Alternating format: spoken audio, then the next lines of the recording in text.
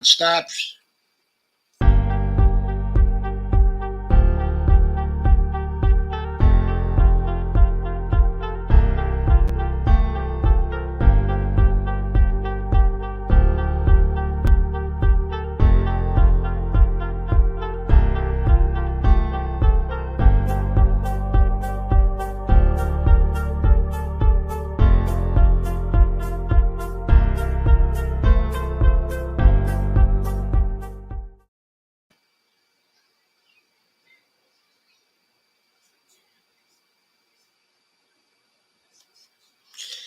Hello, everyone. Hope you're having a happy Friday night. This is Joe Firestone for Empowering Democracy. And my topic for tonight is yet more election results and implications. In the description for this, I indicated I was going to be joined by Ezra Willson. But it turns out that I'm not. Evidently, I made a mistake. I thought we were coming together again on Friday night. This is when we talked on Wednesday night.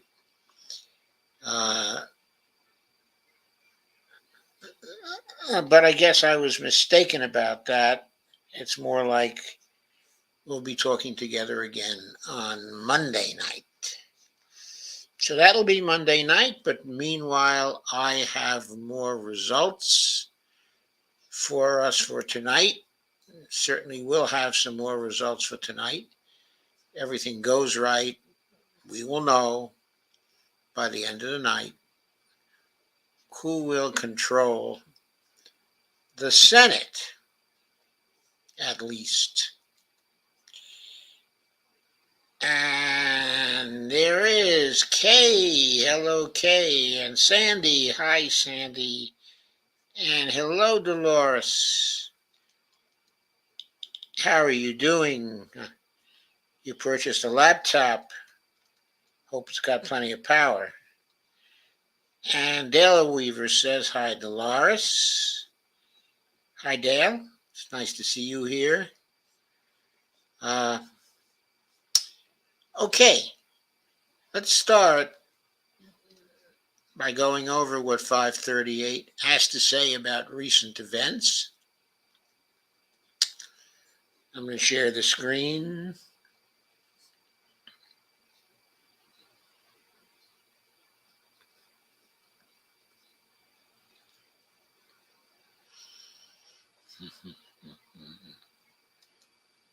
Mm-hmm.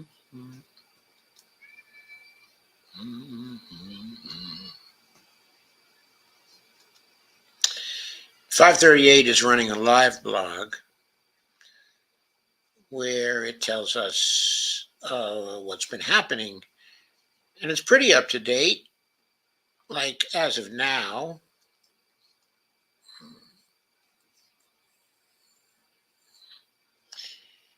it was updated at 8:06 p.m.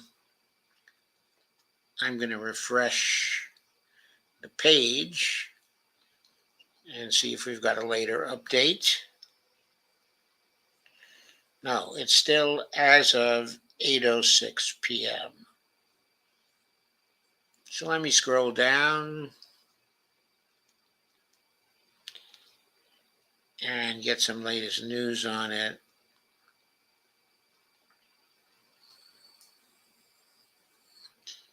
Maybe I better do it in descending order.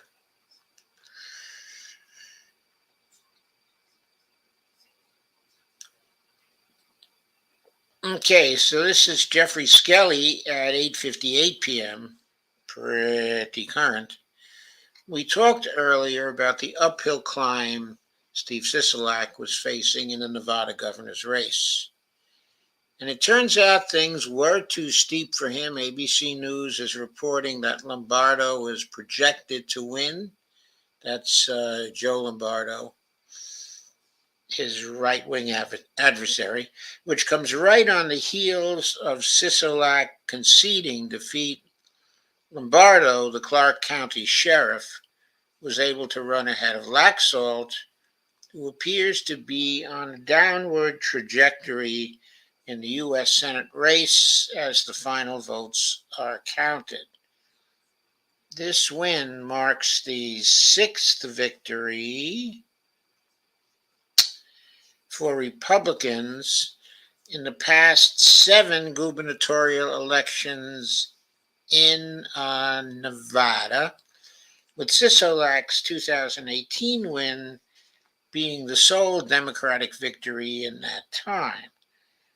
However, Nevada split quite evenly this year when it came to state offices. The GOP has won the governorship, the lieutenant governorship, and controller posts, while Democrats lead in the races for Attorney General, Secretary of State, and Treasurer. Given that most outstanding ballots are in Clark and Washoe counties, Clark County is Las Vegas, and Washoe County is Reno, it would be surprising if Democrats didn't win those contests as well as the Senate race. But they haven't won the Senate races yet. So a little bit earlier, 8:06, in Nevada, Clark County reported a batch of around 27,000 votes. And as expected, this group of mostly mail-in ballots went heavily Democratic. In the Senate race, Cortez Masto won 63% of this batch to Laxalt's 33%, which cut Cortez Masto's statewide deficit to a razor-thin 0.1 percentage points. Now, when the evening started out, there was a larger margin for Laxalt. He had a margin of something like, I think it was 8,788 votes. He had about a point lead. So with this latest drop, Cortez Masto shaves that to just 798 votes, suggesting that the next round of votes is going to put her in the lead. In the governor's race, Sisolak won 61% of this batch to Lombardo's 34%, which reduced his statewide deficit to 2.2 points, or around 7,300 votes. ABC News now estimates there are close to 70,000 ballots left to tally statewide, and then more than 55,000 are in Clark and Washoe counties. So Cortez Masto's chances of taking the lead look high. But Lombardo has a larger advantage, so he may be able to hold off Sisolak. He seems to have been able to do so since, as we just read, there was a call of the election, by ABC News. They were probably the last of the 3 networks to call it, and they called it for Joe Lombardo. And that followed a concession shortly before by Steve Sisolak.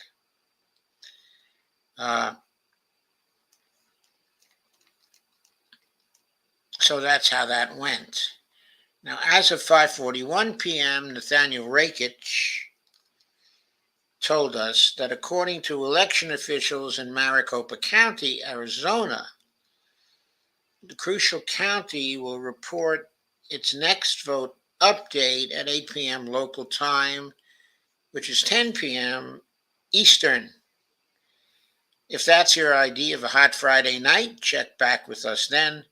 If, on the other hand, you have a life, here's a roundup of things as they stand on Friday afternoon. In Arizona, Mark Kelly leads Blake Masters 52% to 46%, a margin of 115,073 votes. As we wrote earlier, this race looks very good for Democrats. I have to say, I don't see why ABC didn't call things as of then. 115,073 votes is an awful lot of votes to pick up.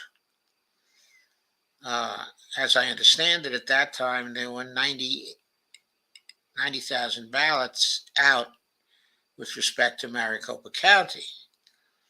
So it's hard to see how Masters could have caught up to Kelly. But anyway, they hadn't called it by that time. Anyway, the Nevada situation then was Laxalt leads Cortez Masto 49% to 48%. That was a margin, as I believe I said, of 8,988 votes. I think I did get that figure right after all. And again, the conclusion there was Cortez Masto should take the lead as more mail ballots are counted. If Democrats win both Arizona and also Nevada, they will retain control of the Senate, regardless of what happens in Georgia's December 6th standoff. Runoff, I should say. In Alaska, Chewbacca has 44% of first place votes, and Lisa Murkowski has 43%. We're expecting vote updates on November 15th and November 18th, and then ranked choice tabulations will determine the winner on November 23rd. Now, this is a Republican on Republican race, so Murkowski, if she wins, it still would not represent a Democratic win.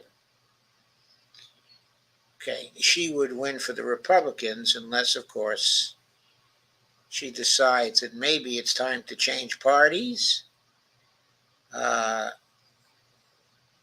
She's been the senator for a number of cycles now, and increasingly the Republican Party doesn't support her. So I don't know what she continues to play around with there.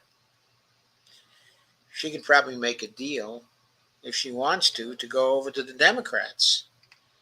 They would probably welcome her with open arms. Of course, she's very close friends with Joe Manchin. She might not want to undercut what he has to say. But on the other hand, maybe she could make a deal to head up the Energy and Commerce Committee. In the House, as of that 541 mark, ABC News estimates that Republicans will win. They were projected to win at least 211 seats, and Democrats will win at least 204 seats. So that makes 415 seats. Is that right? 211 and 204. That's 415 seats. There are 22 districts that could still go either way. I have a little problem with that calculation because there are only 435 seats in the House of Representatives, and that means there should be only 20 districts that could still go either way. But it may be they were mistaken in saying the Democrats would win at least 204. Anyway, several House races were still up in the air as of 5:38 p.m. Eastern Time. Here's a list of them. In the Alaska 1st, there was Mary Peltola running against Sarah Palin. And I think there was still a Begich in the race as well, though they don't list the Begich here. But anyway, the vote margin in favor of Mary Peltola was the Democrat, was 20.7 percentage points, with 72% of the Alaska vote precincts reporting, 72%. I find it hard to believe that it would be possible for Palin to make up that with only 28% of the votes still left. She would have to get an abnormally high percentage of the votes in the 28% still left in order to catch Peltola. So I don't see why they hadn't called that race at that time. In the Arizona 1st, a candidate by the name of Hodge had a lead over the Republican Schweikert, who'd been in Congress for quite a long time. With 80% reporting, the vote margin in favor of Hodge was 4,577, and the percent was 1.6%. So there might still be some doubt about that particular race, but it is significant that Hodge is ahead by 1.8. In the Arizona 6th, the Democrat was Engel and the Republican Ciscomani, 82% of the precincts reporting, and the vote margin was 5,542, which amounted to 2%, of the total. So they still were viewing that race as undecided. In the California 3rd, that race was between Jones, the Democrat, and Kiley, the Republican. And there was only 45% of the votes were actually in. And the Republican had a lead of 9,851 votes. That was 6.5%. CA6, the Democrat, was Ami Bera, and the Republican was Hamilton, with only 26% of the votes reporting. The vote margin was 75.09%. 75.09, and 11.6% in favor of Bera, who's a very long time congressman in there very, very solidly. Then in the California 9th, Josh Harder, who was the favorite there, was running against a Republican whose name is Patti, and the Democrat was ahead by 9,919 votes, or 12.5%.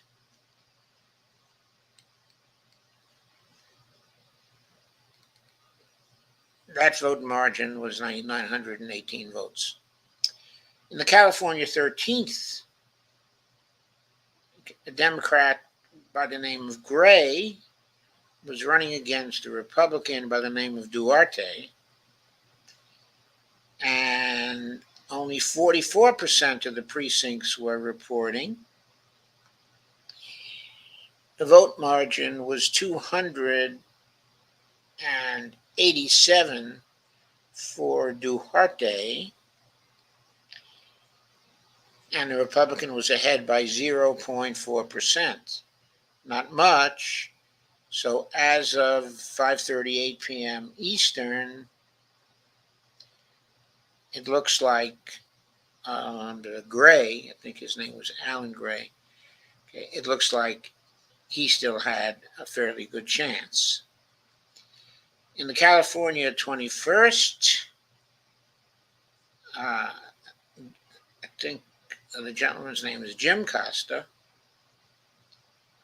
He was running against someone by the name of Mayer, And with 49% of the vote in,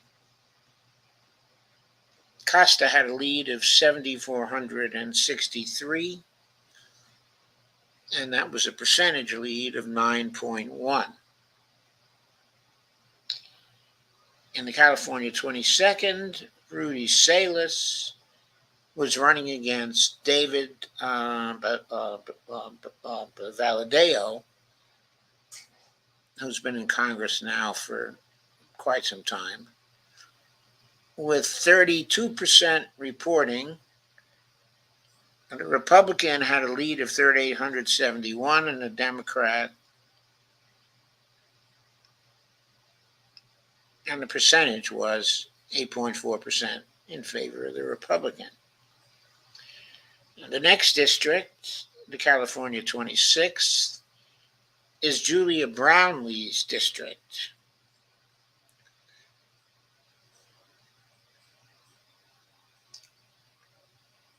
The leader there was somebody by the name of Jacobs. He was ahead by 12.8. I'm sorry. No. The leader there was Julia Brownlee. She was ahead by 12,782 with 54% of the vote in, and that amounted to 8.5%. California 27th, that involved Christy Smith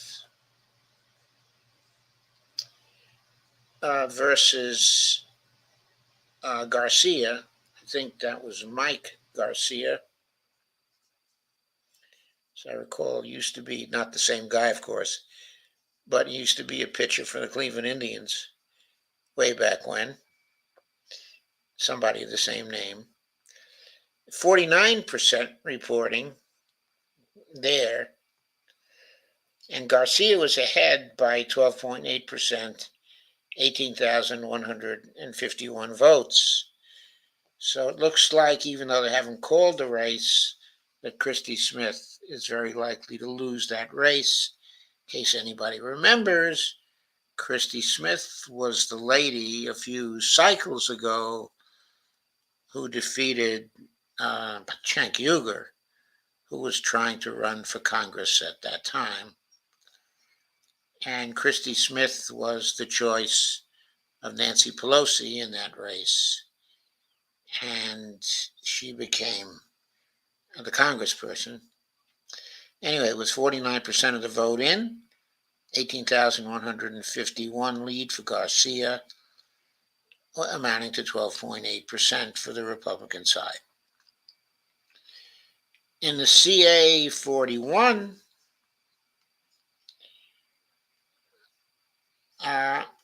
there was a Democrat by the name of Rollins, who I don't think was an incumbent there, running against but Calvert, who I think was the incumbent. And the Republican was winning by 1,285 votes, with 43% of the vote in. The percentage lead there was 1.1%. In the California 46th,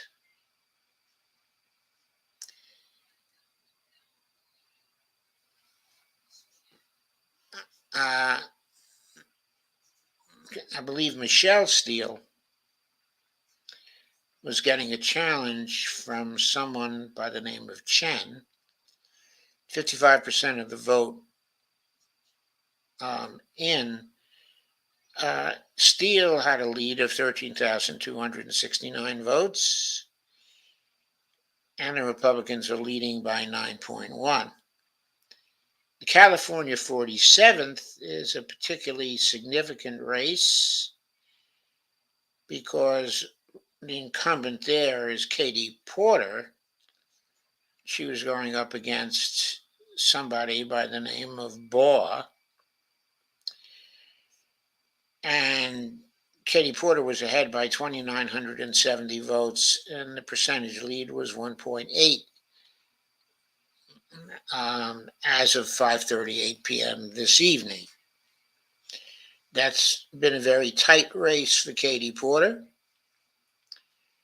who's, I think, a wonderful congressperson. And I would certainly like to see her pull it out, but it remains to be seen whether she will.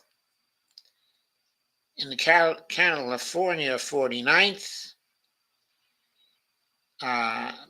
someone by the name of Levin, not the same as the Michigan Levin, there's a California Levin, whose first name I forgot, was running against a Republican by the name, of Marriott, and Levin, the Democratic incumbent, was ahead by 6,652 votes, or a 3.4 lead for the Democrat. Now, moving out of California into the Colorado 3rd, we have somebody by the name of Frisch, who has been giving Lauren Boebert, the famous Lauren Boebert, a run for her money. She is ahead in that race, but she is only ahead by 1,122 votes as of 5:38 this evening, or 0.3%.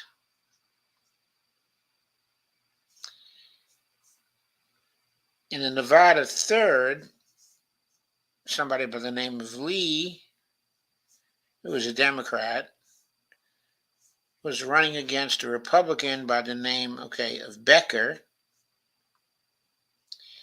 And the Democrat was ahead by 2.4%. That amounted to 4,546 votes. In the main second, I forgot to record the Jared Golden race.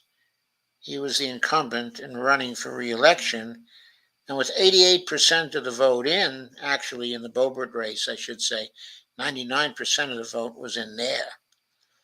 So that might very well be contested with a recount. I don't know. But that was quite a close race. The Jared Golden race, 88% of the vote was in. And Jared Golden had a fairly substantial lead of 5.4%, 15,013 votes in the main second.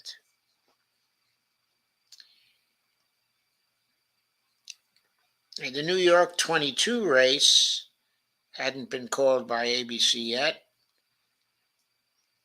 That involved someone by the name of Connell, Conole, against a Republican by the name of Williams, 94% of the vote in, 3,925 vote lead for Conole. For Williams over Conole. That amounted to 1.5% of the vote. And in the Oregon 5th, Jamie McLeod Skinner, who was one of my favorites, very progressive candidate, who had beaten Kurt Schrader during the primary and unseated him. He was the congressperson for the Oregon 5th. But with 80% of the vote, Jamie McLeod Skinner was behind by about 8,792 votes, and that was 2.3% of the vote. I had the impression the vote had been called for Chavez de Remer,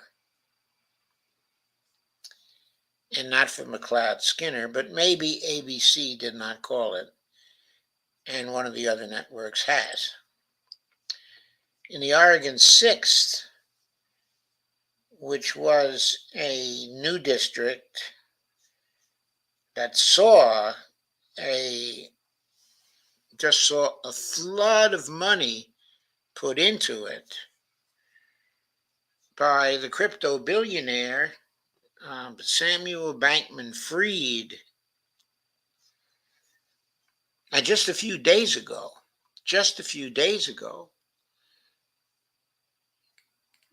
it was determined that much of the money made by uh, uh, actually made by Bankman, Fried was based on fraudulent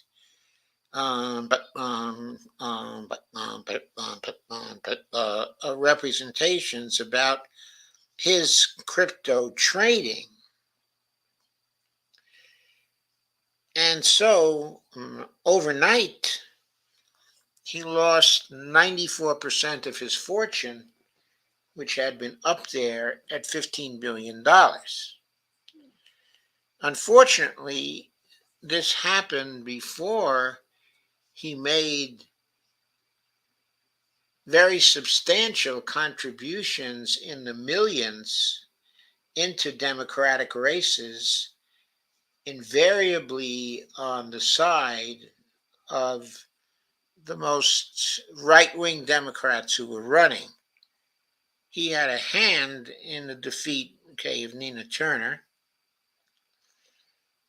He had a hand in defeating two very good candidates in North Carolina. In other words, he did a lot of damage before they found out that he was doing crooked stuff. So I don't know if he will be heard from again or what, but he caused a crypto crash. In any case, though, Andreas Salinas, who won the primary after Bankman Fried had contributed $11 billion in favor of somebody else, she still won that primary. And now she's ahead in the race for the Oregon 6th Congressional District with 80% of the vote in. She led by 4,058, and in percentage by 1.7% against her opponent, whose name, is Erickson. And finally, in Washington State, in the Washington 3rd, there was a race between Marie Gluesenkamp Perez and Joe Kent. And with 84% of the vote in, the leader was Perez, as opposed to Kemp. Perez had a 5,117 vote lead. Percentage-wise, it was 1.9. Joe Kemp is a Trumpist who won the primary against a GOP incumbent whose name is Jamie Herrera Butler, or Beitler, I'm not sure how you pronounce it. So she was retired by Kent. And now it looks like the Republicans are going to lose that seat because they replaced Butler with Kent. It looks like, in other words, Perez is going to win, though the race has not been called yet. So I wanted you to see all of the undecided races that still have not been called, and to see who the people were, at issue. There's a summary of some of the higher level uncalled races here. For governor, Hobbs leads Lake 51% to 49%. The outcome here is still uncertain. That's, by the way, Katie Hobbs, the Democrat, versus Carrie Lake, who's the Republican and very vocal Trumpist. In the Nevada race, Lombardo led by Sisolak by 50% to 47%. And it's noted, okay, that Sisolak had an uphill climb here. And you remember that that race had later been called, and Joe Lombardo is the victor with Sisolak conceding. In Oregon, Tina Kotek leads Drazen 47% to 43%. Tina Kotek is the Democrat. Other media outlets have declared Kotek the winner, but ABC News is not yet reporting a projection. In Alaska, Dunleavy has 52% of first place votes. Also, Gara has 23%. Walker has 20%, and Pierce has 5%. So there's going to have to be, I don't know whether Dunleavy has won it outright or not. I guess it remains to be seen. By 4:02 p.m., there was some news about a Maryland race that was important. There, Representative David Trone was projected to win re-election in Maryland's 6th district. And Neil Parrott, who's the Republican candidate in that, conceded at that time. And so Trone won. Let's go back up top and see if there's been any change. There's a big drop of votes in Maricopa County that's expected around 10 p.m. There were 2 new posts since the one I started with, which was Jeffrey Skelly's at 8:58 p.m. And the way that looks, the other 2 posts, what they look like is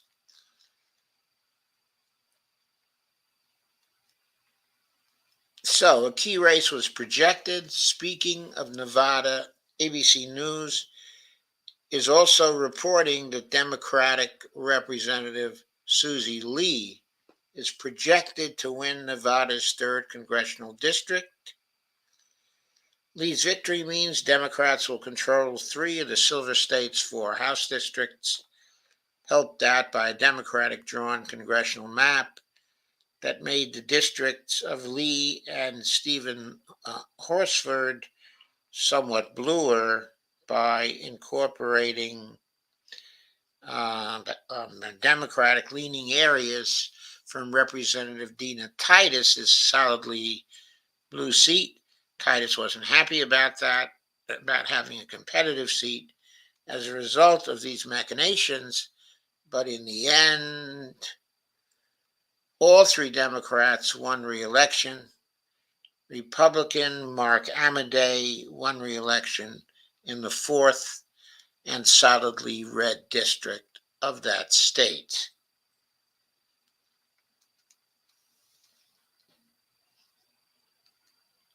So, and then the very first of those 2 most recent posts, this was as of 9/19. ABC News is also reporting that Democrat Tina Kotek is projected to win the governorship in Oregon. The former House Speaker looked to be in some trouble earlier in the campaign against Republican State Representative Christine Drazen and Independent Betsy Johnson, who previously served in the state legislature as a Democrat. The 3-way race appeared to leave open the possibility that Kotek might be the first Democratic candidate to lose an Oregon governor's race since 1982. But polls taken just ahead of Election Day found Kotek in a better position, and she leads by close to 4 points now as Oregon works to finish its content. So that was the latest post by 5:38 as of 9:19. I don't know if there are any newer posts, but I'm checking it out now. So I am obviously waiting for the 10 p.m. posting because that's so critical. Around then is when we will learn. Well, we may very well learn about both the Mark Kelly race and the Cortez Masto race, and we may very well learn that both have gone to the Democrats. But since we have a few minutes, I will now take a look at your comments. And if we still have a few minutes after that, I will talk about news about student debt and cancellation. Steve Wolf, I'll go to the beginning here.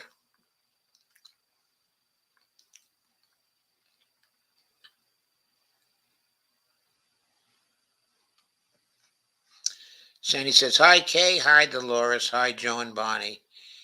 Yes, you know I'm here with Bonnie, Sandy, right? I'm always here with Bonnie. At least it's rare when Bonnie is not here. It's usually because she needs a little sleep. Steve Wolfbrand says, hello, everyone. Kay says, how is Katie Porter doing in California? I did report on that. Summer Lee has won. Yes, Summer Lee won rather resoundingly. Steve Wolfman reports Karen Bass has taken the lead. Yes, I understand. That's true. And I'm all for that. Steve Wolfbrand says, hi, Kay. Sandy says, hi, Steve. And around the world with Brandy and D, which is D in this case, says, hi, Steve. Steve says, smash the like button. Thank you, Steve. Listen to Steve. Smash the like button and the share button and the subscribe button if you haven't subscribed. And there is Jeff Denton. Hello, Jeff. Great to see you. As always, Kay says, we need Katie. Yes, we do. We need Katie bad. She exposes everybody. Steve says, very close races. Yeah, they are close. They are close. Kay says, yes, Steve. Sandy says, they are. I was watching CNN before Joe's live stream. Kay says, GOP fails to flip any congressional seat in Nevada. That is correct. Or Nevada, I guess it is. I always like to say Nevada, and they say Nevada. So Steve says, smash the like button. And Sandy says, I think an independent, one in Alaska. Oh, you mean for Congress? No, Sandy, I don't think so. I think the person who won in Alaska was Mary Peltola. She had such a huge lead. It was a 20-point lead over anybody else. Last time we looked, which as of 5:38 p.m. Eastern Time, it was a 20-point lead for Mary Peltola over her nearest competitor, which in this case was Sarah Palin. So, at least in relation to the congressional seat, no, it was not won by an independent. Steve Wolfbrand said, crypto fantasies Steve says, Summer has won. Yes, Summer did win. Yes, she did. There's a song about that, right? Yes, she did. And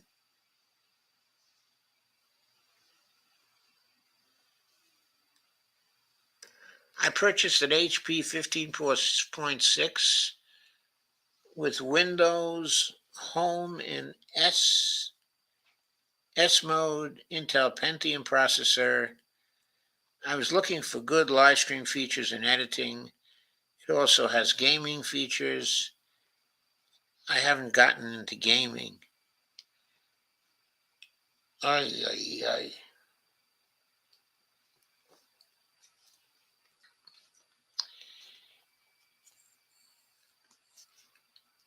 Okay, did you go for a new machine, D, or did you go for a used machine?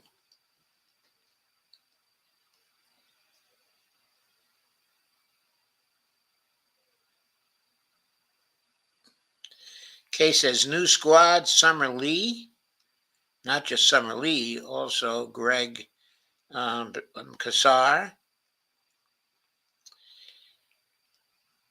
Okay, also Delia.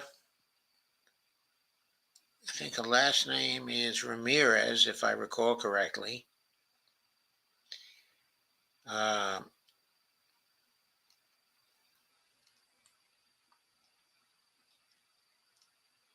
Kay says Summer rocks. She does. And that's right. Maxwell Frost in Florida.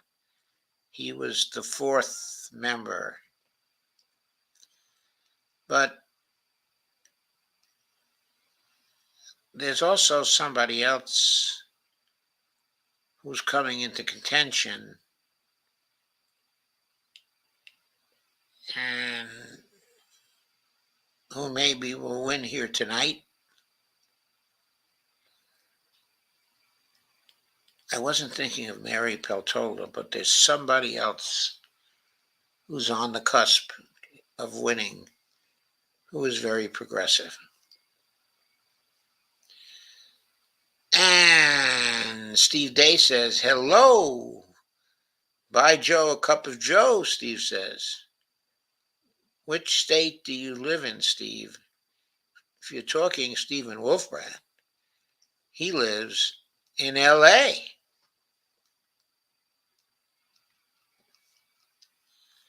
I live in downtown Los Angeles in Echo Park. Yes. Sandy says Bonnie is the bomb. Well, thank you, Sandy. Thank you. Yeah, Bonnie the bomb and I have been happy for 56 years Yeah. now. Actually, more than that. That's only since we were married. We were happy before that. And Kay says, I share on FB. Thank you, Kay. Okay. Oh, okay, Steve. I'm way on the other side in southern New Jersey. Sandy puts a lot of thumbs up. And Brandy and D say no. Or actually, it was D. Sandy says, I think my computer is run by a hamster on a wheel. D says, I'm an HP person.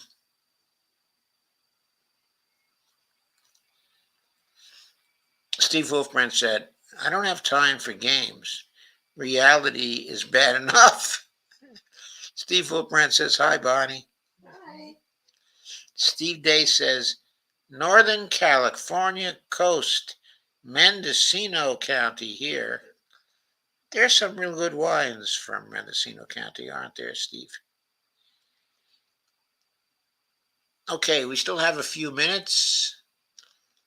I am going to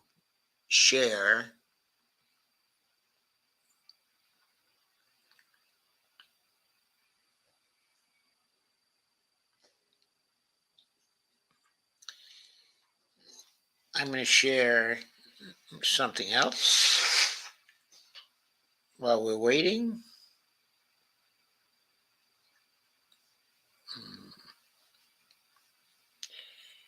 That's not working. I guess I have to.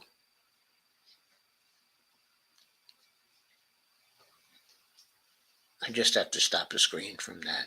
Okay. That's okay. I can always go back to it. Uh, I'm going to share the screen for a Common Dreams article. It should take us about 10 minutes to go through that. Okay, so this is the one about student debt. By the way, everybody knows that Gen Z was very important in limiting the damage Democrats took in this past election. Uh, the article is entitled Department of Justice Appeals as Trump Judge Blocks Student Debt Cancellation with a Farcical Ruling. This was by Jake Johnson as of today. The Justice Department filed an appeal on Thursday after a Trump-appointed federal judge in Texas blocked the Biden administration's student debt cancellation program nationwide, declaring it unlawful on grounds that legal experts criticized as laughable. The 26-page ruling by Mark Pittman of the U.S. District Court for the Northern District of Texas finds that the two plaintiffs who brought the case with the backing of the Job Creators Network Foundation, job creators crap, they don't create jobs, an affiliate of a right-wing billionaire-funded business trade group, have standing to sue over the debt cancellation program because the Biden administration didn't allow a public comment period before moving ahead with the plan. A public comment period is not required under the legal authority the Biden administration used to justify the cancellation of $10,000 to $20,000 in federal student loan debt for most borrowers. But Pittman noted that the plaintiffs dispute that legal authority, quote, because the court must assume for purposes of the standing analysis that plaintiffs are correct on the merits of their claim that the program was promulgated in violation of the Administration Procedure Act. Plaintiffs have successfully alleged the deprivation of a procedural right, wrote Pittman, a founding member of the Tarrant County Federalist Society. Neither Myra Brown nor Alexandra Taylor, the two plaintiffs in the case, are eligible for full student debt relief under the Biden administration's plans. Brown has commercial loans, and Taylor did not receive a Pell Grant. The Intercept reported earlier this week that Brown has herself been a beneficiary of debt cancellation in the form of a Paycheck Protection Program business loan worth over twice the maximum amount covered under Biden's program. Pittman's reasoning conflicts with rulings in previous cases in which judges, including one appointed by George W. Bush, dismissed lawsuits against the debt cancellation plan over plaintiffs' failure to demonstrate standing, which requires them to prove direct injury or harm. That is the normal standard, that the plaintiff has to demonstrate standing. Mark Joseph Stern said, I think this is obviously correct. The standing theory is a bad joke. Snarky lawyer tweeted, let's be very clear here. These plaintiffs don't have standing. What we have is a Texas Trump judge who doesn't think settled law applies to him if it forces an outcome he dislikes. Two generalized grievances don't satisfy the injury in fact element of standing. Quote, today a federal judge conspired with right-wing politicians and corrupt corporations to block life-changing student debt relief for tens of millions of families, said Mike Pearson, executive director of the Student Borrower Protection Center.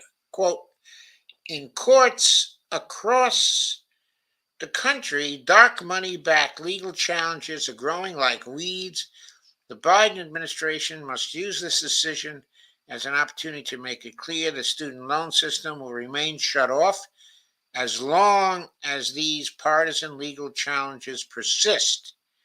Student loan borrowers should never be sacrificed as pawns in Republicans' political games. Unquote.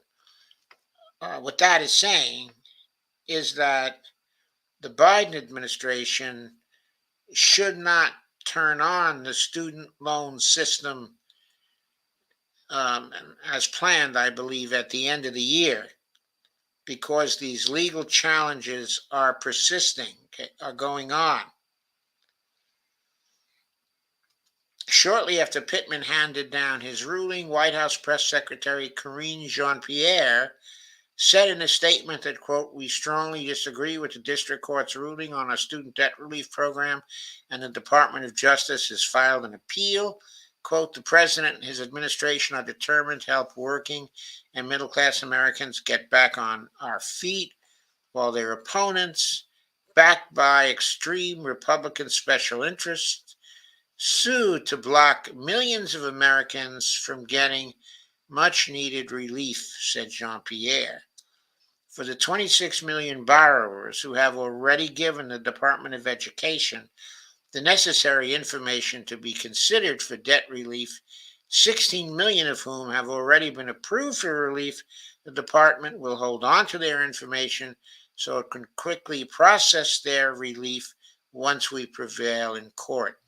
She added, Mike Pierce said, this is a miscarriage of justice and an unprecedented misreading of the law.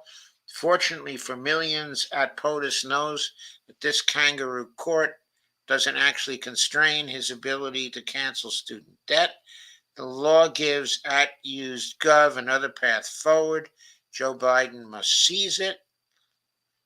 Here's another tweet, this one by Michael Stratford. News federal judge in Texas strikes down Biden's student debt relief program, describing it as illegal. And it gives the order here. Okay, it gives the plaintiffs, it approved their motion for summary judgment.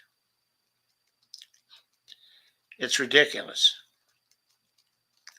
Mark T. Pittman needs to be impeached. Pittman's decision came weeks after the conservative-dominated 8th Circuit Court of Appeals issued a one-page order pausing the debt cancellation program in response to a challenge brought by Republican attorneys general, leaving millions of borrowers in limbo. Perseus Yu, Deputy Executive Director and Managing Counsel at SBPC, said late Thursday that, quote, the devastating result of Pittman's ruling is, quote, is that tens of millions of student loan borrowers across the country now have their vital debt relief blocked as a result of this farcical and fabricated legal claim, unquote. Quote, today's decision is a tragic reminder of the tightening grip that special interests have on our legal system, unquote. And you added, quote again, it is disappointing to see this judge pervert the law in order to achieve a politically motivated outcome. The Biden administration cannot now resume payments on January 1st. It must use all of its tools to fight to ensure that borrowers receive the debt relief they need.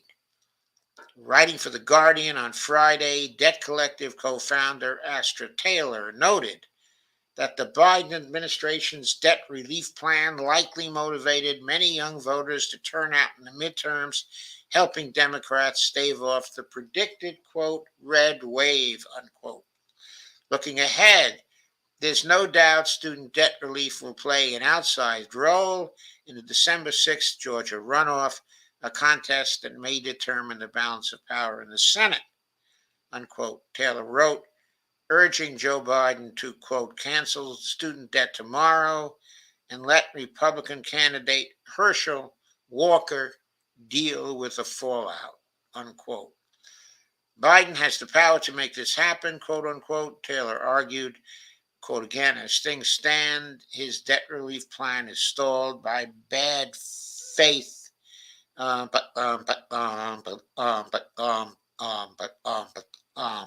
litigation, while the president has rightly blasted the Republicans behind these lawsuits. The real story is more complicated. Biden could have directed the education secretary to cancel people's debts using the quote compromise and settlement unquote authority granted in the Higher Education Act of 1965, but instead his administration invoked a different and more limited kind of legal authority unquote.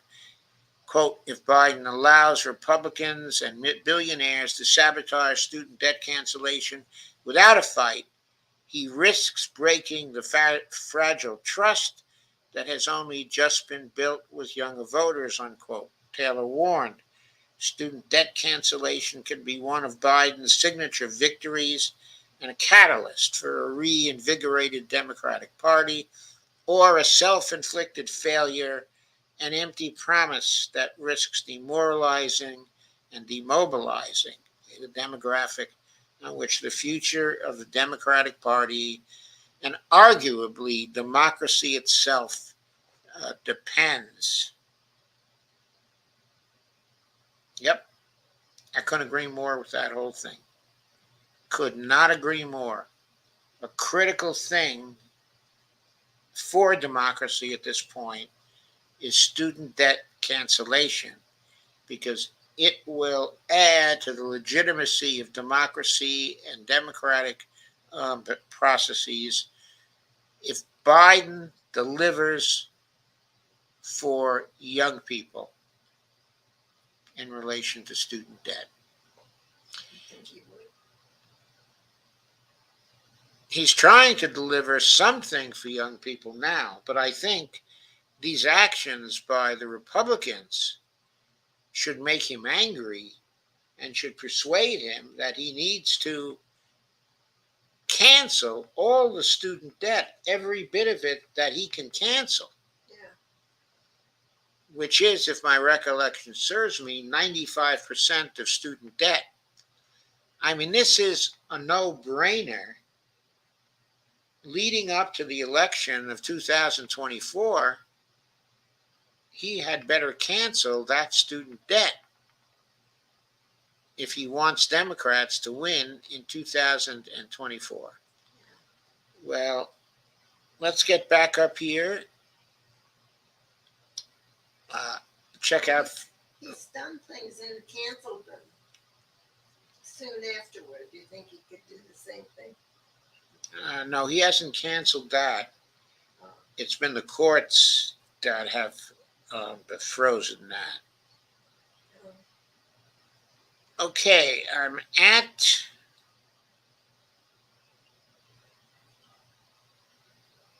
on the 538 site right now. Okay, evidently we still don't have an addition to the message we went over at 19 today. So we're still waiting for the Maricopa County ballots to drop.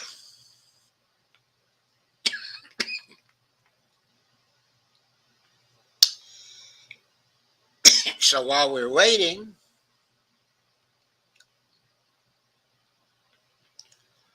I'm going to see what comments you have. And then if we still have more time, I'll go over some other things.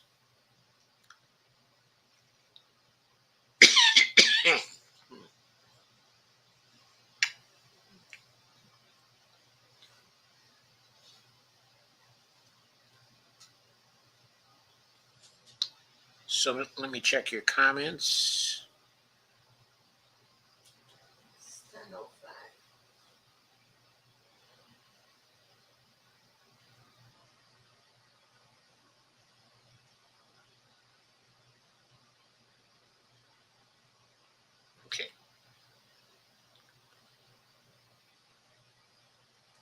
Okay, I'm going to share the screen with 538 again.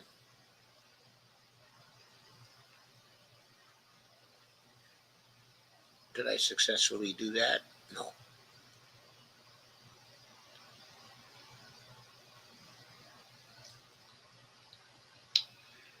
We're still waiting for the latest updates here, but I have shared it now.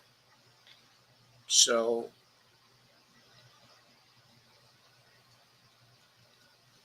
let's go back to some of your other comments.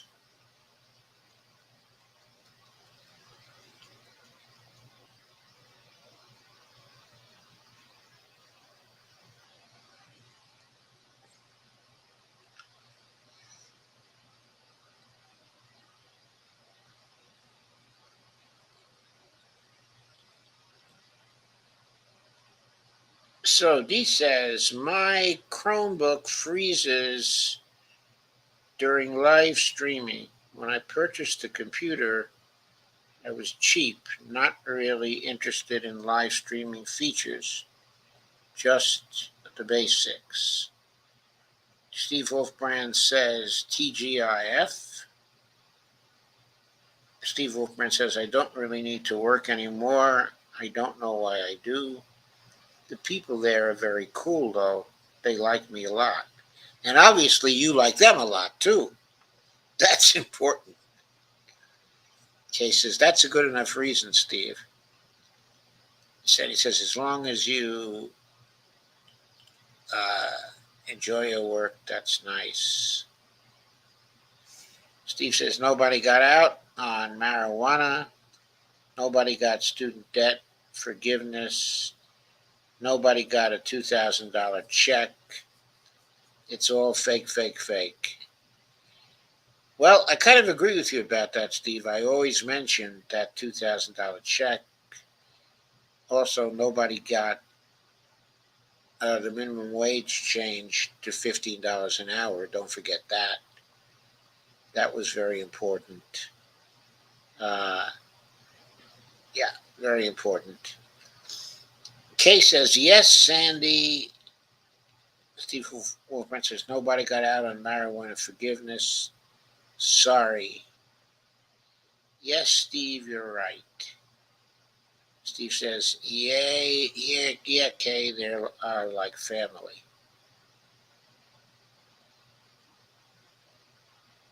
And Kay says, yes, so like Scott and I are family. I guess the way we have to respond to that is, well, I'm not going to respond to it, Kay, because Kay, I don't know how Scott and you are like family.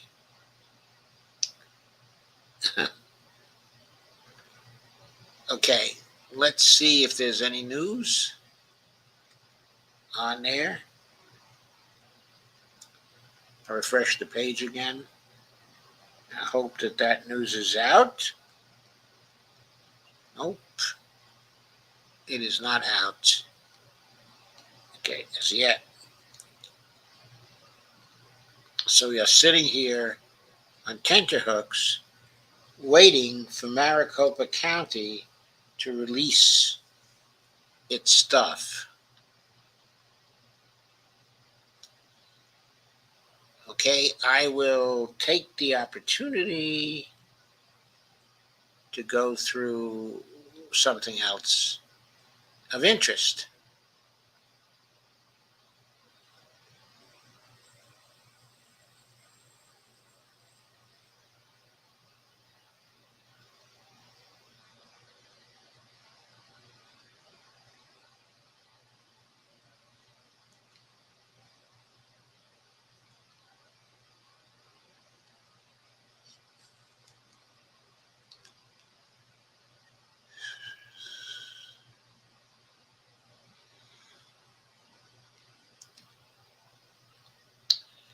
Here's another piece from Common Dreams.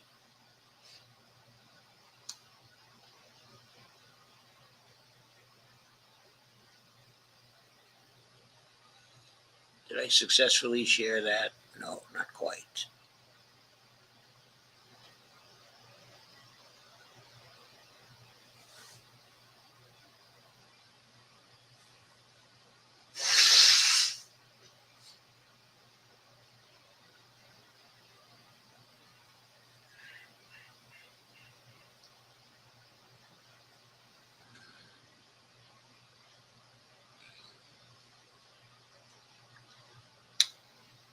This one's entitled, What Are Democrats Afraid of?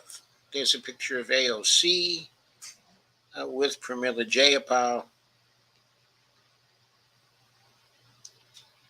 This was a picture as of April 7th, 2022. What are Democrats afraid of? It's time to put some of their younger progressive members in charge. We have some amazing younger members in the House and Senate, but why are they not in the leadership? This is by Nancy Browse, November 10th. The link is not yet dry regarding the 2022 midterms. My great fear is that the Democrats will learn nothing. They will believe that the tepid results against the party of lies, hate, and fascism is due to their wonderful performance under Joe Biden, that the policies that brought out the youth vote, the numerical difference between the red wave and the actual vote, are those of the Democratic establishment. Well, some of us say, not so fast. While I am one of the minority of elders who identifies as a lifetime left activist, I speak with enough young voters to know that the disaster that passes for climate policy has the youth of America terrified for their future. I spoke in front of some local school groups about climate in a push to get a great youth-oriented April 2022 Earth Day in my community. Young people of all ages, very much including older elementary kids, have a lot to say about the future of our planet, and the youth of America is not feeling the love for the current policies. I have been reading repeated commentaries by Republicans and even some Democrats that they had no idea that the Supreme Court's decision forcing thousands of women to give birth to unwanted children, babies who have no chance of survival outside of the womb, fetuses that have died inside the mother, and forcing raped children to give birth would continue to reverberate months after the court stole that right from women. After 6 years of the media featuring the clueless Trump cult, who will change their opinions on a dime and who seem to believe any nonsense their leader spews, it is possible that these pundits forgot that there are actually some intelligent, principled people who will not sit idly while the rights of women are eviscerated. Young women, honey, can you bring me my pills? Thank you. Who change their opinions on a dime and who seem to believe any nonsense their leader spews. It is possible that these pundits forgot that there are actually some intelligent, principled people who will not sit idly while the rights of women are eviscerated. Young women and their concerned partners and friends understand that if they tolerate losing one basic right in the area of reproductive choice, it will be birth control next, and then their right to marry who they choose, and then what? I am 68 years old. I doubt I am old enough to qualify for the leadership in the Democratic Party. The statistics are crystal clear. The Republicans seem to corner the market on middle-aged and elderly voters. It is about time that the Democratic leadership made some space for up-and-comers. Young people are organizing unions. They're organizing against the gun industry. They are creating. Thank you, honey. Oh,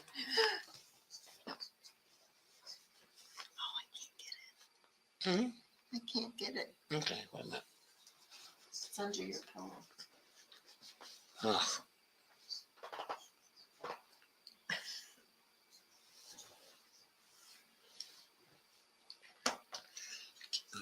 Please bring another one.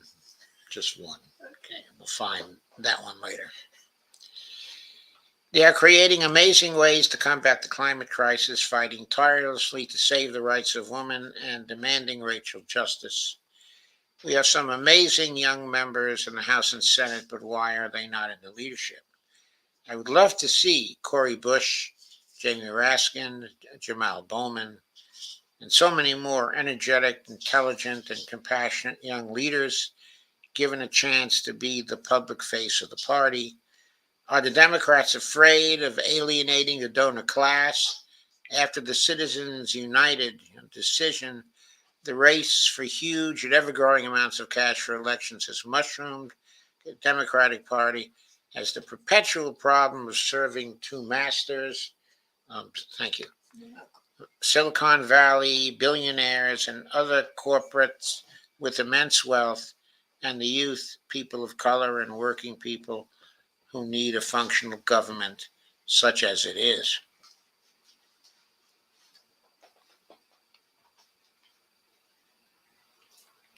Everyone except the super rich relies on government healthcare infrastructure, education loans, and so much more. Voting to avoid total chaos that the Republicans promised is not so much an endorsement of the Democrats as a fear of the alternative. The midterms of 2022 will go down in history as a clear no to the insanity of Trumpism. Millions and millions of Americans have had enough of the egomaniacal Trump, his mutant close advisors, Rudy Giuliani, Roger Stone, Stephen Miller. It's not Stephen Miller, by the way, it's Stephen Miller, and so many more hate filled, racist, anti Semitic swamp creatures. Americans have had more than enough of the constant threat to override our voices in an attempt to demolish the democratic system of one person, one vote. Millions said no to a return of Jim Crow voting laws, to the lies and threats, to the blatant theft of the rights of women and LGBTQ people. The truth here is that Democrats are such a complete, that the Republicans are such a complete horror show that the Democrats should have won by a landslide. Let me endorse that opinion as well. That one was certainly right on the money. While we're waiting, I did forget to do one thing, which I can make up for now.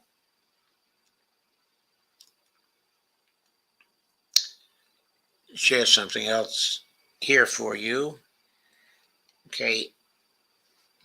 I did get a few summary statements from Ezra tonight, which appeared on my Twitter DM with Ezra. So let me see. Okay, if I can get that. Where's my DM? It's here. So there we go. So Ezra gave me a little summary, some of which is noteworthy. Thought we were going to wait a few days for more results and leadership race announcements. You can check at Leftists for Office to see the latest House map. Otherwise, Arizona went blue. Also, Nevada looks like it's going to go blue, and Georgia is a runoff. Of course, we've been talking about that and the possibilities there. Here's something new. Joe Neguse, who's a Democrat from Colorado, who's just a little to the right of where the squad stands on things, announced he is running for Hakeem Jeffries' position, which is Hakeem Jeffries is like the chairperson of the Policy Caucus. He's the heir apparent, to Nancy Pelosi. He occupies the position was formerly held by Joe Crowley when AOC beat Joe Crowley.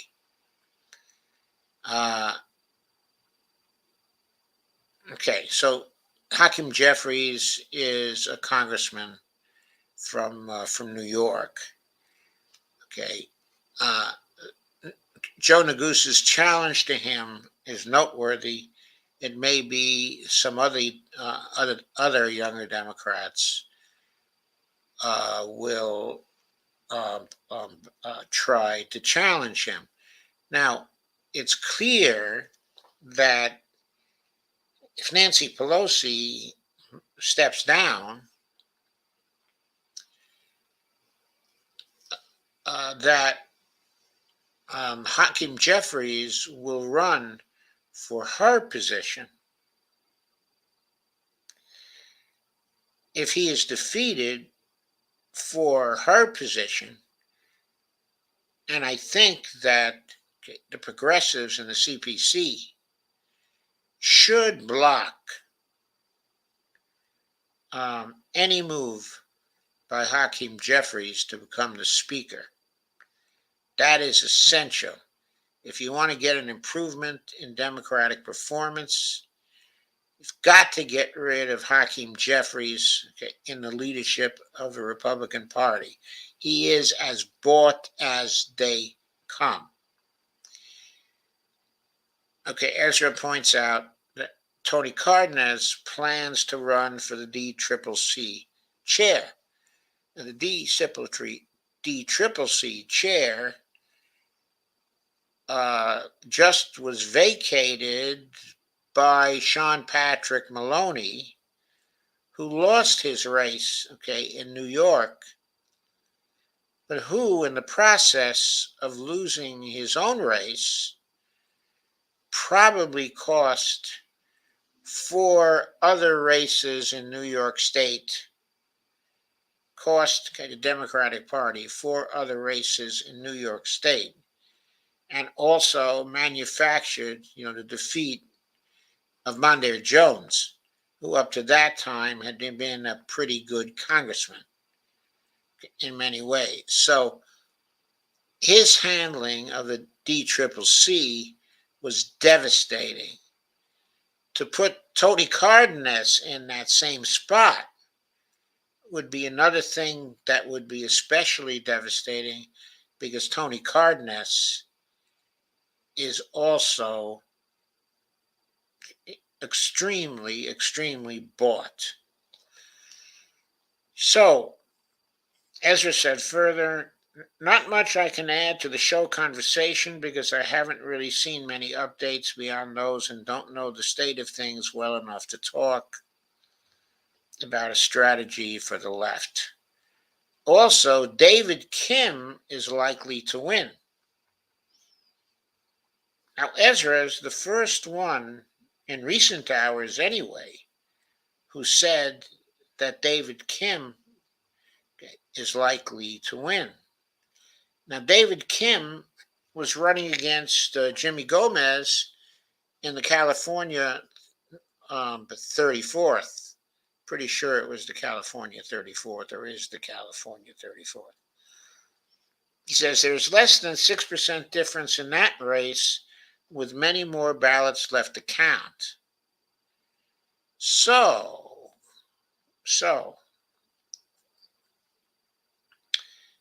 Ezra thinks that David Kim is still in the running. If David Kim should win that race, that's another squad member. Another squad member. We have to wait and see, of course, but there could be big news about that.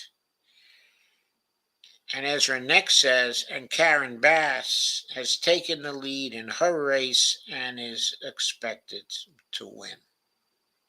Yes, I knew about that as well. So, let me stop sharing that one. And let's check back again. We do have another report to share from 538. So let's get that up. This may be the news we are waiting for. Ezra said, Steve, that Kim was behind by 6%. but he still thinks that Kim is going to win with so many outstanding votes. So, anyway, getting back to 538. Let me share the screen for that.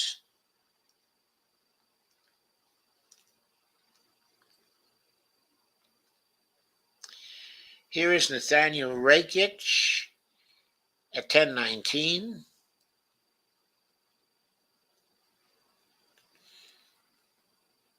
And he says,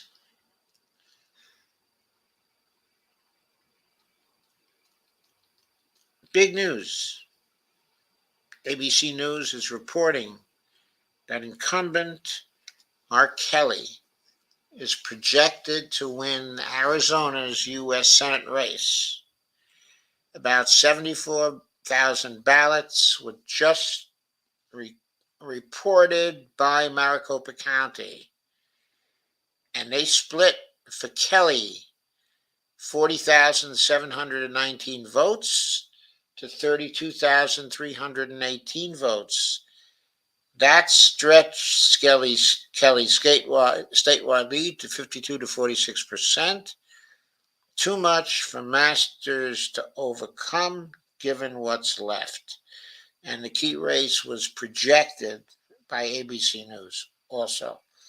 That brings Democrats to 49 seats in the next U.S. Senate. They could clinch a majority if one more seat, i.e., Nevada, is projected for them. That could happen as soon as this weekend. So that's what I was waiting for. I hoped that by this time there might be a projection of the Nevada race as well.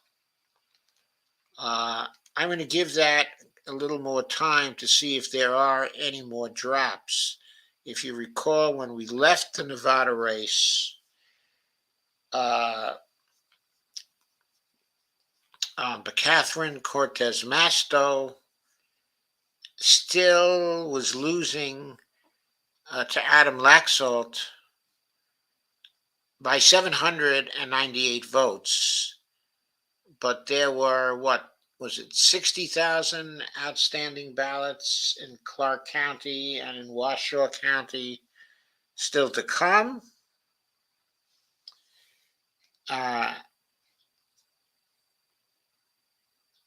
Which was plenty of votes to allow Catherine Cortez Masto to build a clear lead and have a clear win. ABC News is also reporting, this is another small post by Nathaniel Rakich, November 11th, 10:28 p.m. ABC News is also reporting that Democrat Adrian Fontes is projected to win the Arizona Secretary of State's race. After that particular Maricopa update, he leads Republican Mark Fincham, who was involved in efforts to overturn Biden's 2020 win in Arizona and attended the January 6, 2021 rally that preceded the insurrection at the U.S. Capitol, 53 to 47%. This means election deniers have now lost 5 Secretary of State races: Arizona, Minnesota, Michigan, New Mexico, and Vermont, and won one, specifically Wyoming, with one, specifically Nevada,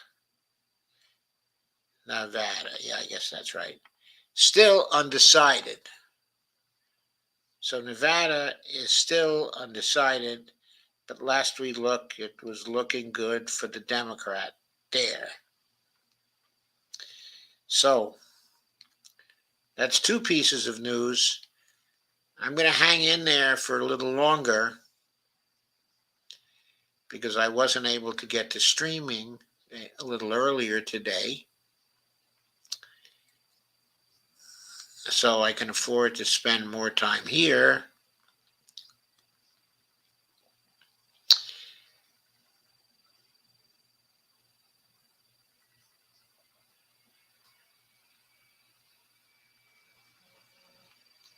So I'm going to share this tab instead,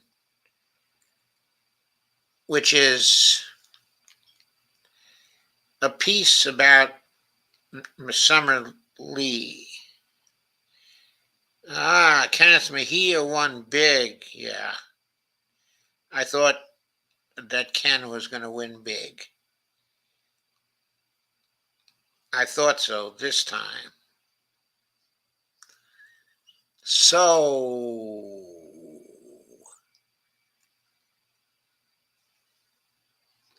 I think I switched to the Summer Lee piece.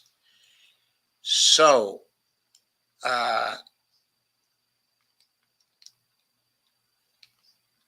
there's, of course, the celebration for Maxwell Frost. Maxwell Alejandro Frost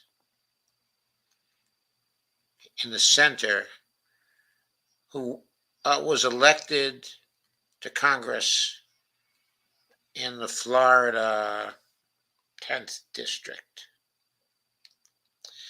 Summer Lee, Maxwell Frost among new progressive champions heading to the U.S. House. Voters care about how much their basic needs cost, said Representative-elect Summer Lee in Pennsylvania's 12th District. Quote, these are things that really connect us, and I believe that's actually what makes progressives and our progressive messaging actually resonate. This is Julia Conley on November 9th, so it's a couple of days old. Number of newly elected progressives from across the country are poised to join the, quote, squad, unquote, of left-wing champions in the U.S. House following Tuesday's midterm elections, with Reps-elect Summer Lee of Pennsylvania, Maxwell Frost of Florida, and others crediting their working people-focused campaigns for their victories.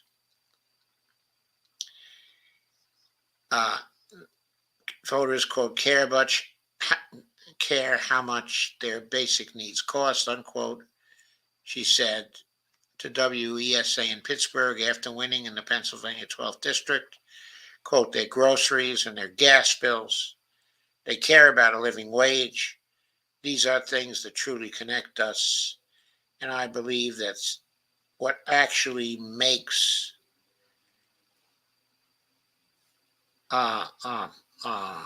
progressives and our progressive messaging resonate, unquote.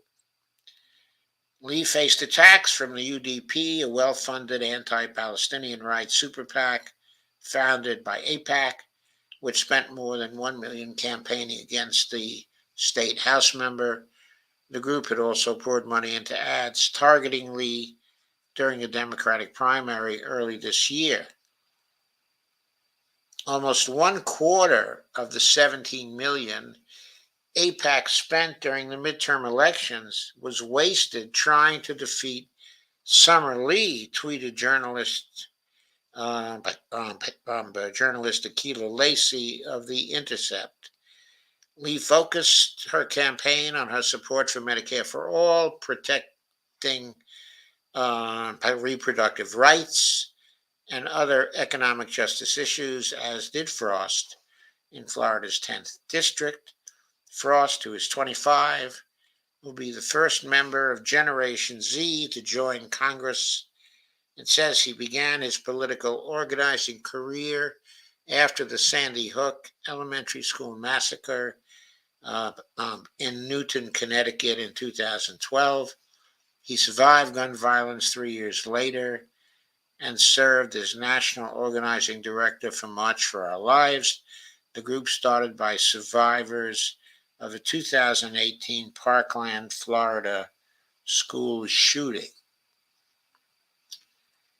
He said, I am Congressman-elect Maxwell Alejandra Frost, and I will be the first member of Generation Z in the United States Congress. We made history. Don't count young people out. Just a few months ago, the leading cause of death for children went from automobile accidents to gun violence. He said to CNN on Tuesday night, adding that the broadly popular proposal of universal background checks for gun purchases is something that we need to pass. Other newly elected progressive Democrats include Reps-elect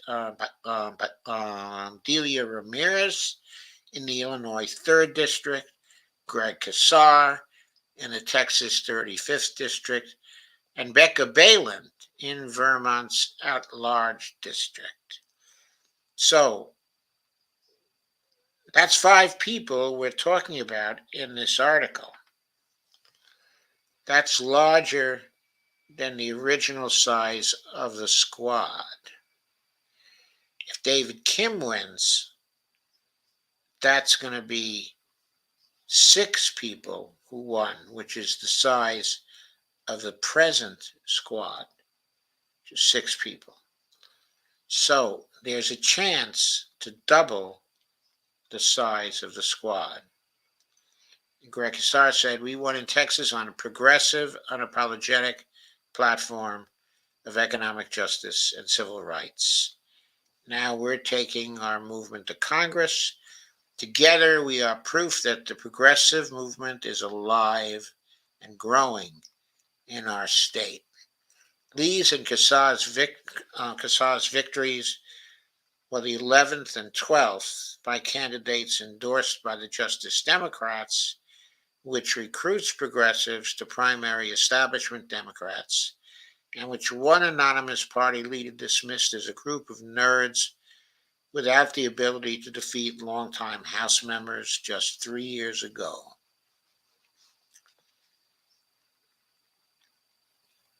And that claim is correct, that Summer was the 12th Justice Democrat who was ever elected to Congress. Yes, that's true, but it neglects the fact that at least one of the Justice Democrats, specifically Marie Newman, was unseated in the primary this year and also never officially joined the squad when she got to Congress.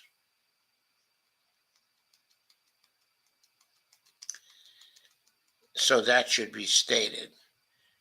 The group has also supported the candidacies of Representatives Alexandria Ocasio-Cortez, Pramila Jayapal, and Rashida Tlaib and other influential progressives in recent years.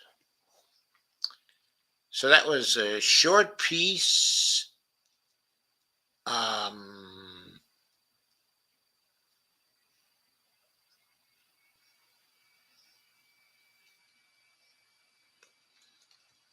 I'm going to cut back over to 538, which had another post at 10:33 a.m. or p.m. This one is by Nathaniel Rakich as well. And he points out, with the latest update from Maricopa County, Hobbs also extends her lead over Lake to 31,097 votes, 51% to 49% in Arizona's governor's race. Crucially, tonight's batch was roughly as good for her as last night's, despite containing absentee ballots drop off on election day, as opposed to the weekend before, which Republicans had hoped would be better for them. This race might lean towards Hobbs now. The local ABC reporter Garrett Archer warns that there are still GOP-friendly batches left to count.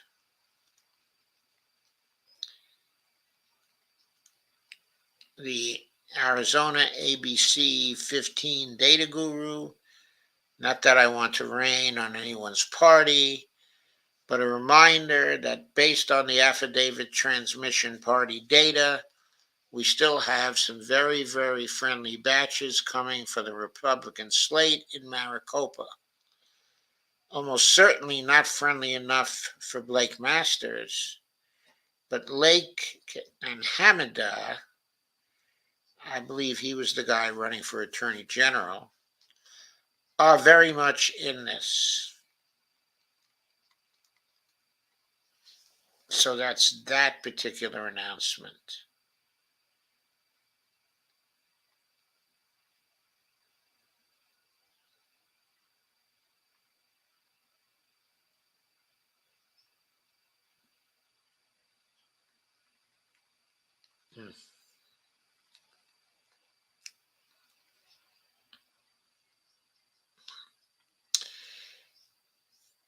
So that particular drop in Maricopa County was very good news for Democrats. We must now await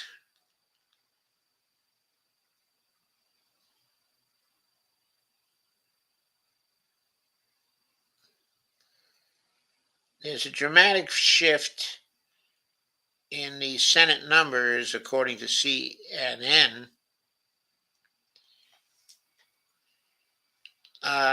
Okay, in the Nevada Senate numbers. So I am going to open up. I want to go to John King. He's with me over here at the Magic Wall. I understand we have some breaking news in Nevada right now with these new numbers. Right, we'll come back to that important information from Kyung in a minute, but look at this. Look at this. The Senate race in Nevada is now less than 800 vote lead for the Republican candidate, Adam Laxalt. Dramatic shift. That is a dramatic shift, and here's why. Let me pull these down. We reported that Clark County a little earlier. Clark County is where Las Vegas is. The suburbs around it is by far the largest county in the state. More than 60% of the vote is there. And look what just happened. The new vote report, 17,150 votes for the incumbent Democrat, Catherine Cortez Masto. 8,960 votes for Adam Laxalt. Look at the percentages. 63% of these new votes for the incumbent Democratic senator, just a third of the votes for the Republican challenger. And so that's why this just happened, and this has been the dynamic. This is the dynamic in this race. Most of the outstanding ballots, let me move this up a little bit, most of the outstanding ballots are here in Clark County. It is the largest county in the state. There we go. It's the largest county in the state, and she has now in Clark County opened a 52 to 45 percentage point lead. Look at the statewide numbers here. All right, it's 48 to 48. This is a tie. All right, 48.5 to 48.4, 800 votes, a little just shy of that. So if you pop up Clark County, this is where the largest number of outstanding votes are still, and she needs to do this. This is what she needs to do to catch up. And if you look at this latest installment, she's exceeding that, right? If she's getting 52, 53, 55% of the votes in Clark County, she has a very good probability of catching up in this race. And in this latest installment, she's getting 63%. And so if you're in the Democratic campaign quarters, that's what you're thinking. You know, David Challen, our battleground people, are running this math all the time, trying to figure out what is the remaining percentage. But that is above what Catherine Cortez Masto needed coming into the day. And so this is a dramatic. Again, you're looking there just at Clark County. You pull it out here. That tells you everything you need to know. This is an amazing Senate battleground.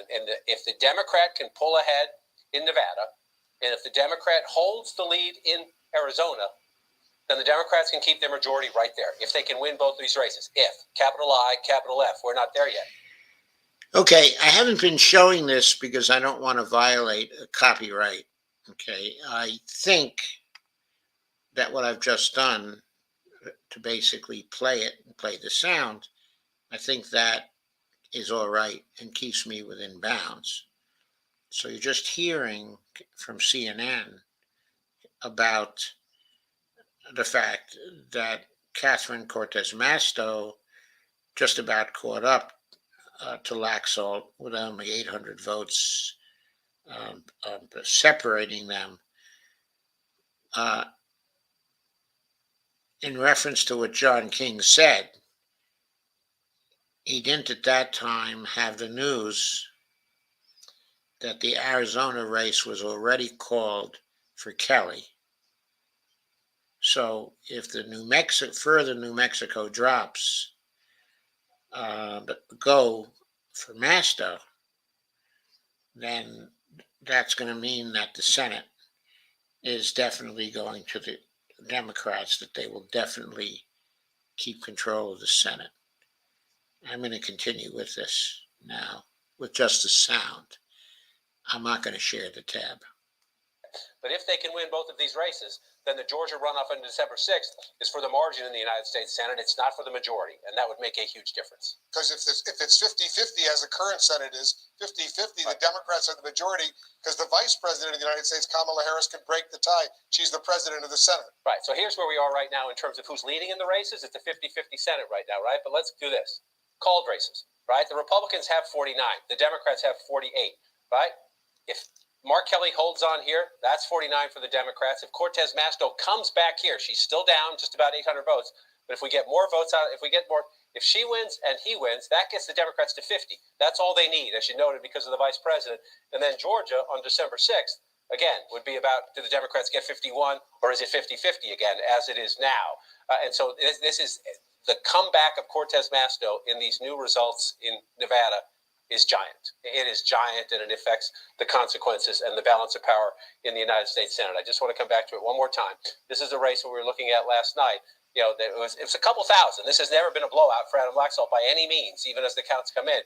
But now you have this trend, and see Washoe County up here, Washoe County, Reno, and to the north, it is still blue too. That's the swing county. It's a much smaller county. It's about 15% of the statewide population.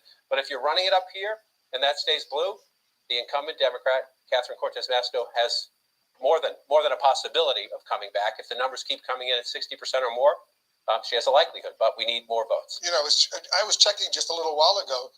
Before 7 o'clock Eastern, Adam Laxalt had a lead of about 9,000 votes. It's now 798. What a dramatic shift that has been because of these new numbers coming in. Right, 17,150 to 8,960, 63 to 40, 63 to 39. That'll do it. That'll do it right there. 63 to 32, I should say. This changes everything we know about Alzheimer's. Okay, so that didn't really have any new news about it. I clicked on it because it came into me as a notification, and I hoped it would have some new news. Now, I'm still sharing the 538, and there's now something else here.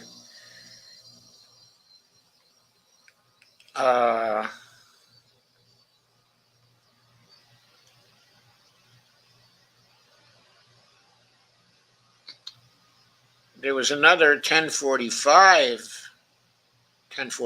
microblog by Nathaniel Rakich. Says, I know someone somewhere cares about this. Well, that's me. ABC News is reporting that Democrat Kevin Mullen is projected to win California's 15th district, but there was never any doubt a Democrat would win here.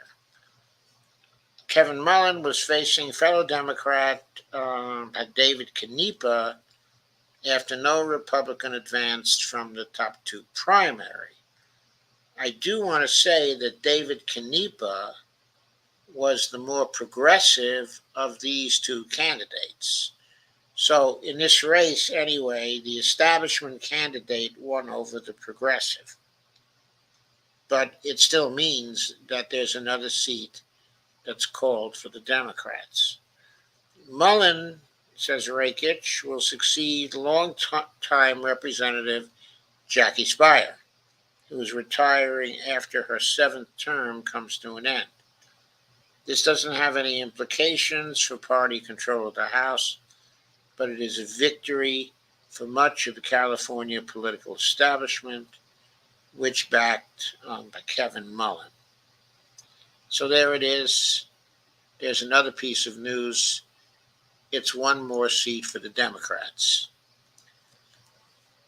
Okay, I don't have a ready calculation now as to how many seats the Democrats will have, but based on the news we've been getting about those races that are still to be decided, uh, they will have a healthy number of votes, probably between 211 and 215 votes, if I am not mistaken. Okay, Ezra has pegged this at 215 Democratic votes and 220 for the Republicans. I'm not sure things are going to work out in just that way. Well, it's getting close to 11 o'clock now. And I don't think there are any Nevada updates. I'd hope for some, but I don't think they were expected for tonight. But I have to say, with all of the outstanding ballots still to come, okay, in Nevada,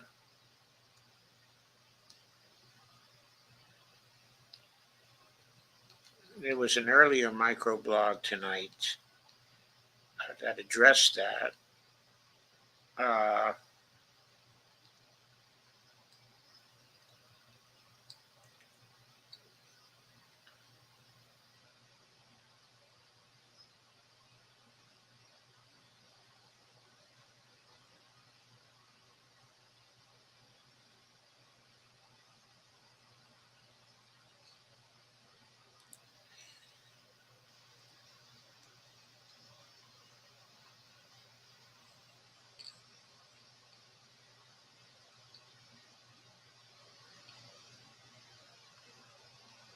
So ABC News now estimates, that was earlier in the evening, covered by 538 by Jeffrey Skelly at 8:08 p.m. That said, okay, that included the Masto gain that cut the lead of Laxalt to 0.1 percentage points, or just 798 votes. At that point, ABC News now estimates there are close to 70,000 ballots left to tally statewide, and more than 55,000 are in Clark and Washoe counties.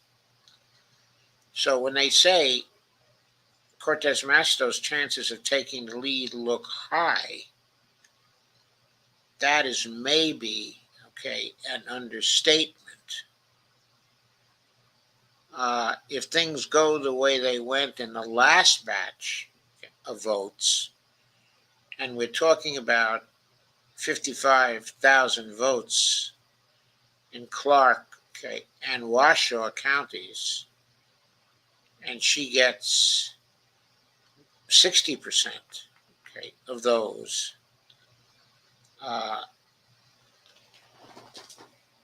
Well, let me get my calculator out and do a minor calculation here.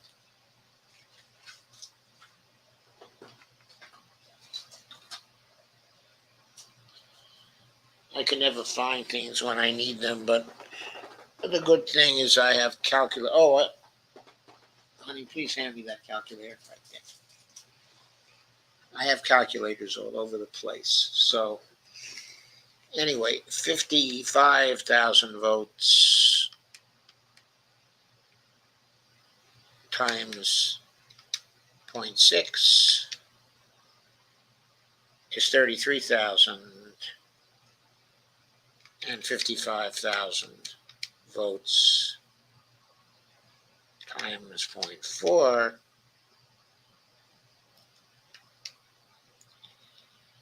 equals 22,000. So if things fell that way,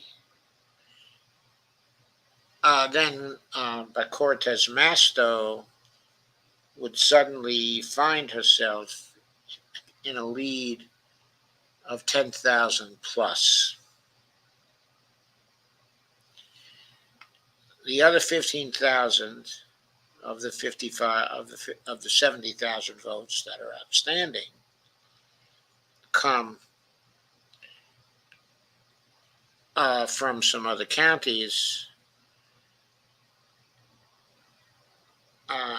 There's no basis, I don't think, for thinking that those votes, uh, those 15,000 votes, would go in Laxalt's favor by more than 60-40. So if we give a 60-40 split there, that would mean that Laxalt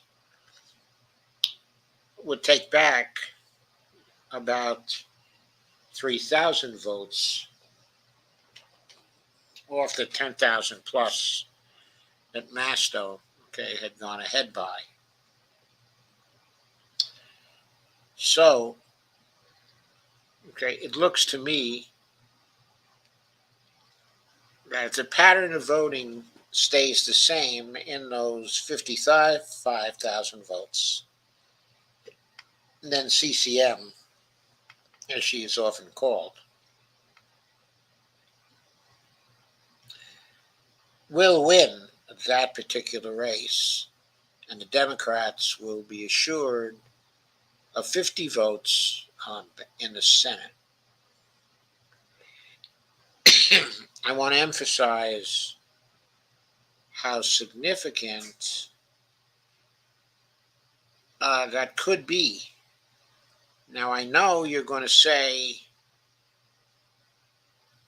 what about Manchin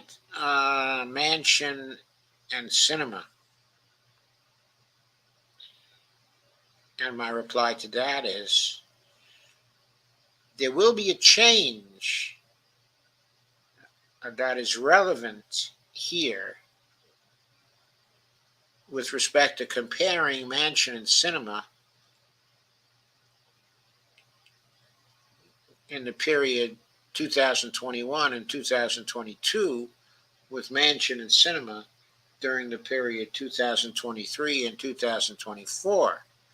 Namely, that difference is that Manchin and Sinema will be either retiring or standing for office in 2024. Now, it's been said that Sinema might want to get a cushy job with some lobbyists and not run for the Senate in 2024. But if that happens, if she were to retire, if she were to leave before the end of 2024, then it would be up to the governor, okay, of Arizona to appoint someone to fill out her term. And right now, it's increasingly looking like the governor of Arizona is going to be Katie Hobbs. If that's the case, Katie Hobbs will appoint a Democrat. And that Democrat won't be Kyrsten Sinema. It probably will be one of the more lefty Democrats, okay, in Arizona. That's going to make a huge difference by itself. But let's say both of them run or plan to run. Then they will be under pressure in 2022 and 2023, which is much heavier than the pressure they've been subjected to in 2021 and 2022, because they're going to have to be popular. And I think that right now, cinema's popularity in Arizona is in the toilet. And I don't know if Manchin's popularity in West Virginia is much higher, but I'm sure he's going to be primaried in 2024 again.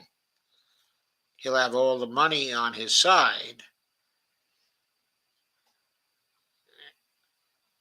But I don't know if that's going to sustain the fact that his reputation in West Virginia has been falling. Both may feel the need to cave a little in order to try to secure their positions. We shall see whether that's the case.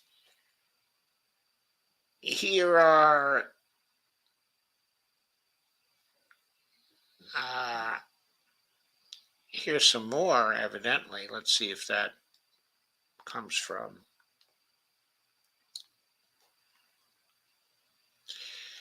There's a post at 10:52 from Jeffrey Skelly. Although ABC News reported a projection in Arizona's Senate race, there's nothing yet for Nevada. Earlier this evening, a new batch from Clark County, Las Vegas, narrowed Laxalt's lead to just 1/10 of a percentage point. Since then, we've gotten more results from light blue Washoe County, Reno, and solidly red Douglas County. Washoe reported about 11,000 votes.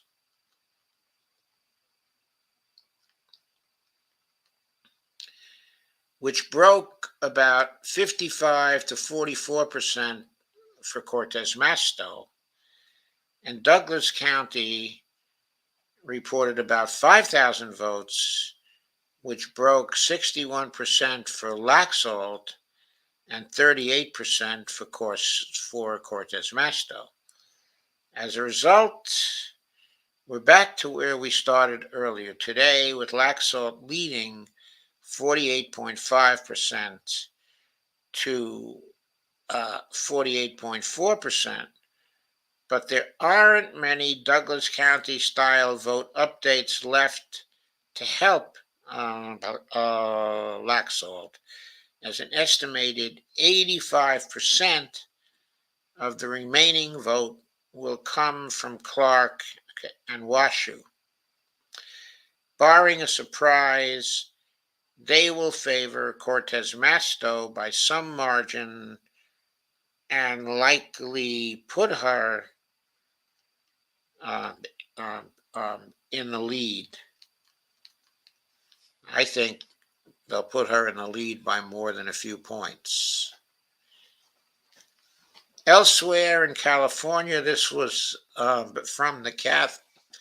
Was from Rakich at 10:55 p.m. Elsewhere in California, Karen Bass took the lead over Rick Caruso in the Los Angeles mayoral race tonight. She now leads 50.4% to 49.6%, and if the primary is any indication, her lead should only grow from there.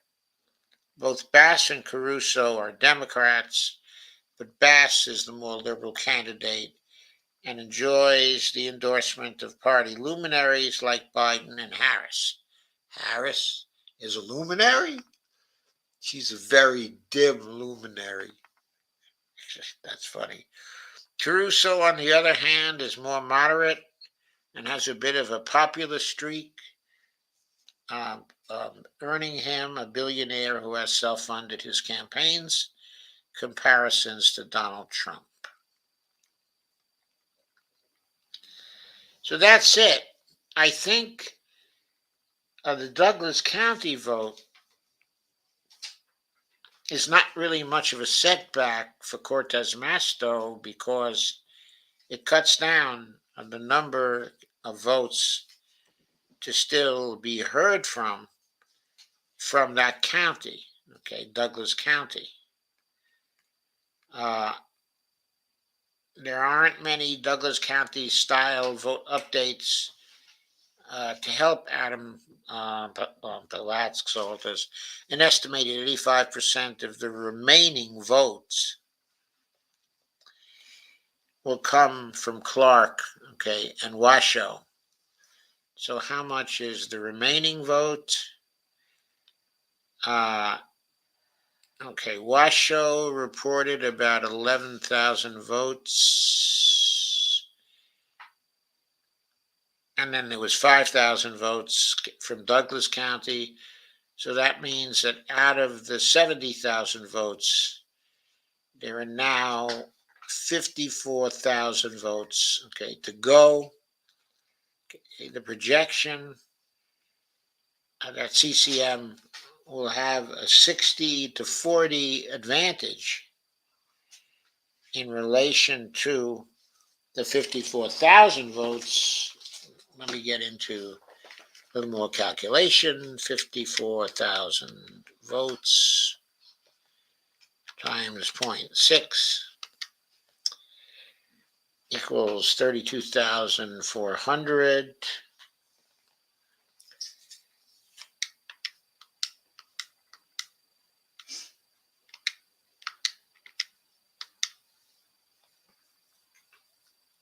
So that still leaves, as I estimated before, that still leaves a 10,000 vote margin for CCM at the end of the counting.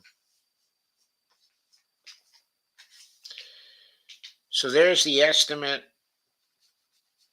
It should be possible pretty soon for ABC to project a Senate win for CCM, okay, in Nevada.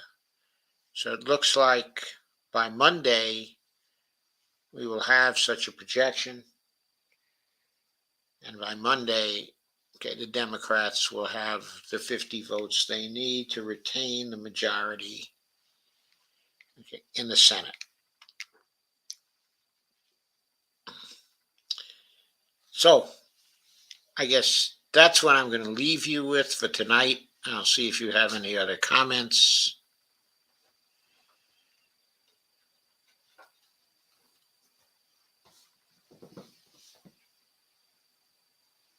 And Steve Wolfram says Kenneth Mejia won big. Sandy says woohoo.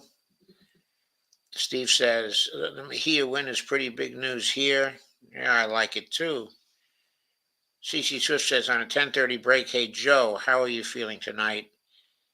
And your lovely wife tried to buy you a coffee, but you got to sign up. Do you have Cash App? Okay, I have Cash App, but okay, if you want to buy me a coffee, then I do have that Buy Me a Coffee account. And I really prefer to leave my Cash App out of it. But I do have my Patreon account. My Cash App account is buymeacoffee.com/Joe.Firestone. CC, and my Patreon account is at patreon.com/Joe_Firestone. So that's where you can find me. And even though the Patreon account shapes up as a monthly contribution,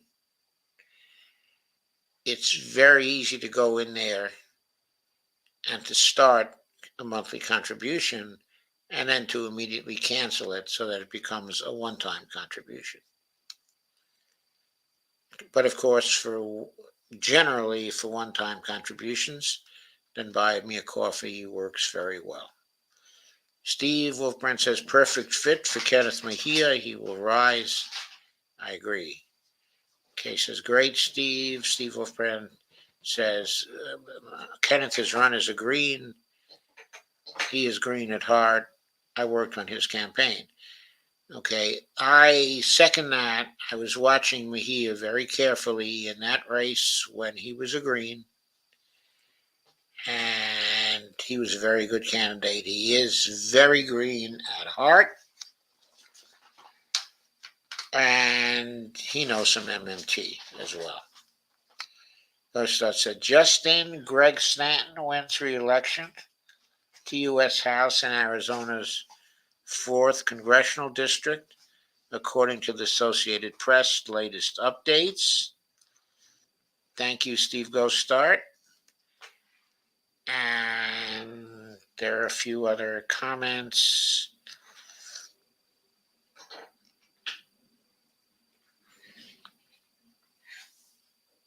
I worked on Mejia's campaign. His heart is green, but he's also a fantastic accountant.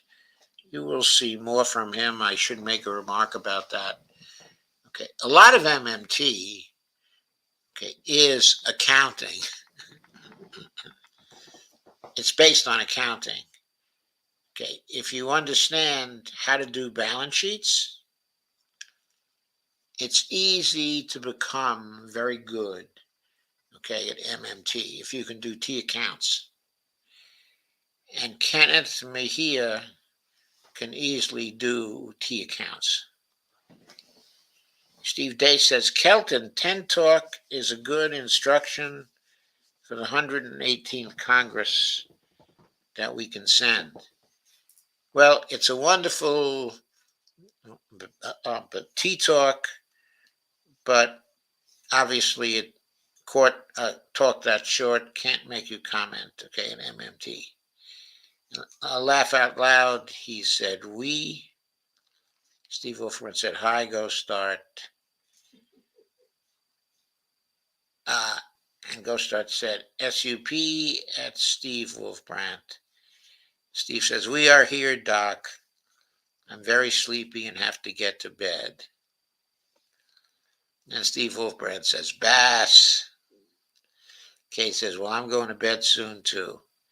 I love you all. And we love you too, Kay.